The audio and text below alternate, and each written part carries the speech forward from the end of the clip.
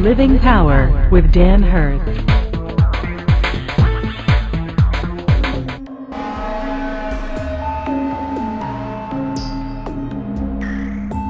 Characteristic is a need for deep friendships in which there is mutual commitment. A person who has the gift of mercy really requires mutual commitment in a friendship. And it's even more so in a romantic relationship. It's even more so if one of the partners in a marriage has the gift of mercy. There is a requirement for this sense of mutual commitment. 1 John 3, verses 16 through 18. This is how we know what love is. Jesus Christ laid down his life for us, and we ought to lay down our lives for our brothers. Now, you talk about commitment. That's the way John saw it. If anyone has material possessions and sees his brother in need but has no pity on him, how can the love of God be in him? That doesn't make any sense to a mercy giver. Dear children, let us not love with words or tongue, but with actions and in truth. That is a mercy giver right there. A mercy giver says we've got to show love. What we do is motivated by love. It's focused on giving love and in asking for love back, for a commitment for love. The third characteristic is a tendency to react harshly when intimate friends are rejected. Boy, you reject a mercy giver's friend and you are in trouble.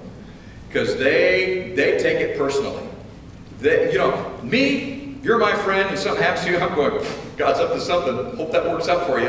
I'm out of here. Especially if it's going to cost me money. I got to run. Now, a mercy giver is all about just showing compassion and defending and standing up and becoming one who stands up for justice. And that's very important to them. They want to make sure that intimate friends are not rejected. And so John gives this example in 3 John.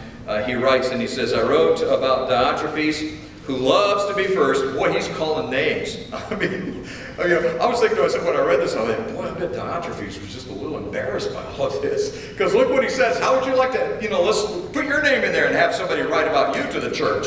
I wrote to the church, but Diotrephes, who loves to be first, will have nothing to do with us. So if I come, I will call attention to what he's doing, gossiping maliciously about us. Not satisfied with that, he refuses to welcome the brothers. He also stops those who want to do so and puts them out of the church. This dude got called out. This Diotrephes has got to be just totally embarrassed by all of this. And rightly so.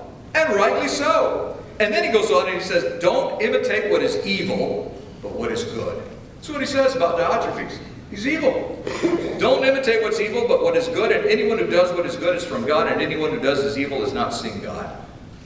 So a person who has the gift of mercy reacts harshly when friends are hurt.